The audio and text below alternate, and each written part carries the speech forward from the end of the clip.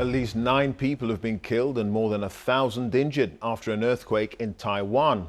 It was the island's most powerful for a quarter of a century.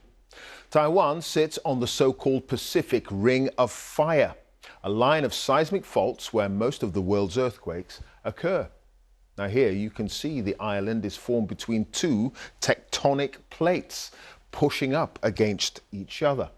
The worst hit area was a mountainous region on the east coast, but the tremors were felt more than 60 miles away near the capital, Taipei.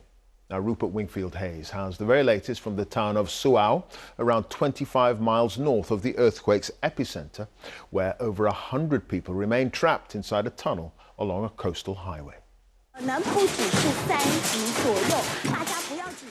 This is the moment the quake struck a Taipei TV station in the middle of its morning news show. The shaking was intense and prolonged, even in the capital, more than 100 miles from the quake's epicentre. This is what it did to morning traffic on an elevated highway and to passengers on a metro train who remained remarkably calm as the car was tossed around like a toy. Elsewhere, people ran for their lives, abandoning their coffees and breakfast. Most young people here have never experienced a quake like this and were badly shaken. An earthquake hasn't happened in a long time, so it felt really terrifying. Close to the epicentre in the city of Hualien, the shaking was more intense and the damage much worse. You can see people running from their cars as the building on the left begins to collapse. Dozens of buildings have been badly damaged. Some now lean over at absurd angles, as if ready to topple at any moment. The death toll is so far mercifully low, but the number of injured has skyrocketed past 1,000. Eastern Taiwan is a mountainous and rugged landscape, and that brought another terrifying threat: landslides.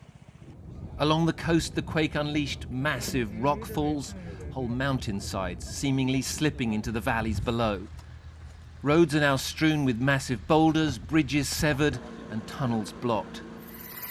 These shots from a military helicopter show one famously perilous stretch of road. It is now completely cut off at both ends, with cars and buses stuck inside. Rescue crews are continuing to work into the night, in Hualien city and across the east of the island.